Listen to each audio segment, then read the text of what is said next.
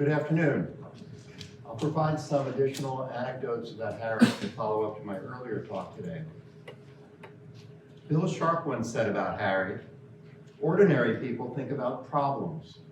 Extraordinary people think about how to think about problems.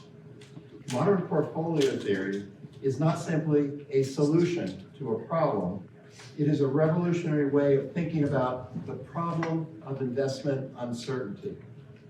From it evolved a vast field of quantitative finance that has produced extraordinary innovations for more than 70 years. Here is another example that Harry was a master about thinking about how to think about problems. Back in the 1950s, Harry was working at the Rand Corporation, building models to analyze industrial activity. He soon realized that analytical solutions and linear programming were just not capable of dealing with the complexities of real-world manufacturing processes. Simulation techniques, he thought, might provide a better approach. One problem, however, was that a language for programming complex simulation models didn't exist. People who knew Harry well know that he'd like nothing better than to find a challenging technical problem to solve. The more difficult, the better. So Harry went on to create a simulation programming language, SimScript, and became a leading figure in the simulation world. A story worth repeating from my earlier talk is that Harry, like many of us here, was a computer nerd. He told us that when he saw his doctor and the doctor asked him how he was doing, he replied, "Not so good. I've got a bug again." Harry had a wry sense of humor. I'd hear Harry say, "I often get blamed for things I didn't do or say. By the same token, I often get credit for things I didn't do or say."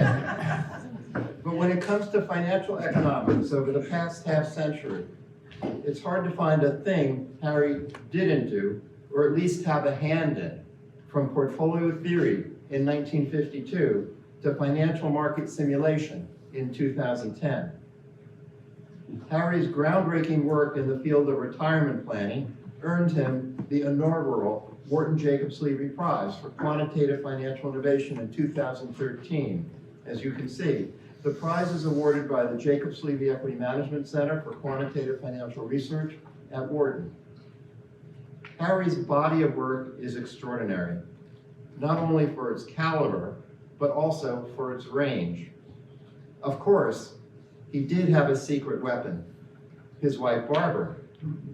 Harry's love for Barbara was apparent to anyone who saw them together.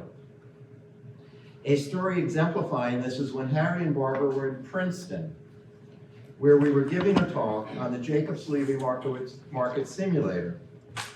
After lunch with some professors, as we were riding along Princeton's main road, Harry spotted his wife walking on the sidewalk.